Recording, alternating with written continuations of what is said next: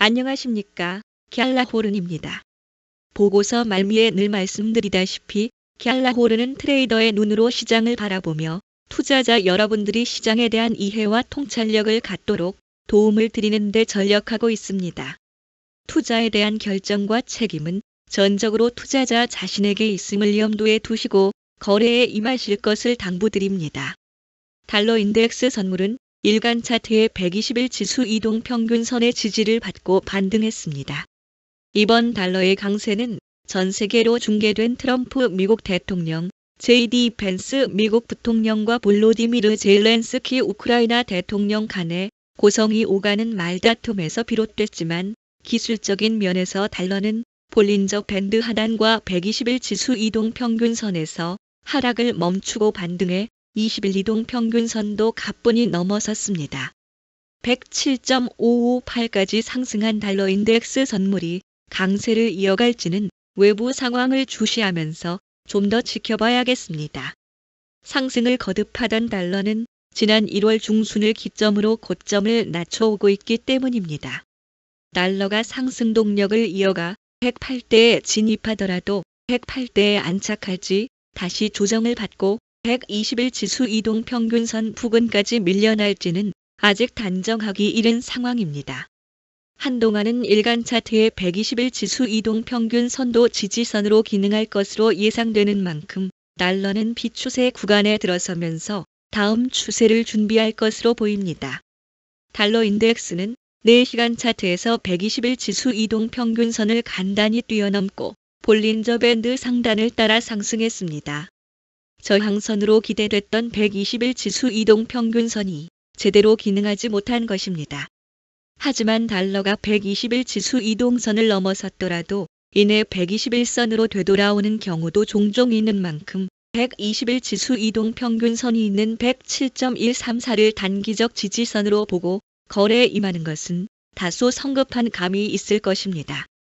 미 연방준비제도 연준이 중시하는 개인 소비 지출 PCE 가격 지수는 시장 예상과 일치하는 결과치를 보여줬습니다.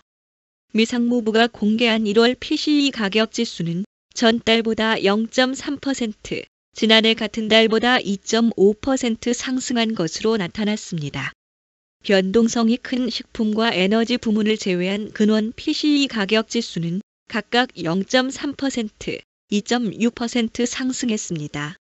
PCE 가격 지수는 시장의 예상치에서 벗어나지 않았지만 경기 둔화에 대한 우려는 높아진 상황입니다. 개인 소득은 예상보다 크게 늘었지만 소비 지출은 줄어든 것으로 확인됐기 때문입니다. 상무부 발표에 따르면 1월 개인 소비 지출은 전달보다 0.2% 줄었고 전년 같은 달보다는 0.1% 늘었습니다. 미국 경제에서 큰 비중을 차지하는 개인 소비가 위축되고 인플레이션은 안정적인 모습을 보이는 것으로 드러나면서 시카고 상품거래소에서 100%에 가깝던 기준금리 동결 전망이 다소 낮아지기 시작했습니다. 또 시장은 오는 6월에 연준의 금리 인하에 기대를 거는 모습입니다. 시장은 연준의 6월 기준금리 인하 가능성을 57.5%로 보고 있습니다. 이는 한 달 전 45.2%에서 크게 상승한 수치입니다. PCE 가격 지수의 안정된 흐름을 보이던 달러는 도널드 트럼프 미국 대통령과 볼로디미르 젤렌스키 우크라이나 대통령의 협상이 파행으로 끝나면서 크게 올랐습니다. 달러화 가치를 보여주는 달러 인덱스는 2주 만에 가장 높은 107 중반대로 올라섰습니다. 유로 달러 통화상은 트럼프 대통령과 젤렌스키 대통령의 노딜 소식에 1.0359까지 하락하기도 했습니다. 트럼프 대통령이 취임 직후부터 내린 행정명령이 미국 경제에 파열음을 내고 있다는 지적입니다. 심지어 미 경제의 회복 탄력성이 한계까지 내몰리고 있다는 우려도 나오고 있습니다.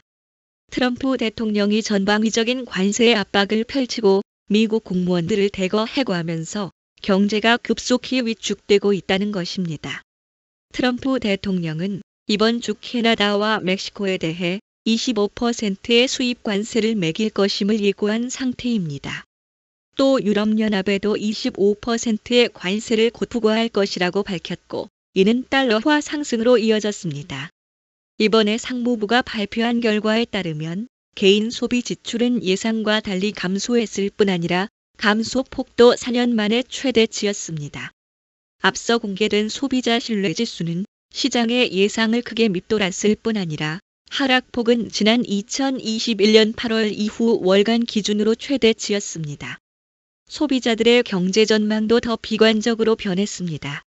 주피터 자산운용의 채권 부문 책임자 매튜 모건은 이제 미국 경제만 잘 나가는 미해외주의가 정점을 찍은 것 아닌지 시장이 의문을 표하고 있다고 말했습니다. 하지만 미경제의 경고등이 켜지면 트럼프 대통령이 경기 부양에 나설 것이란 기대감도 상존하는 것으로 전해지고 있습니다.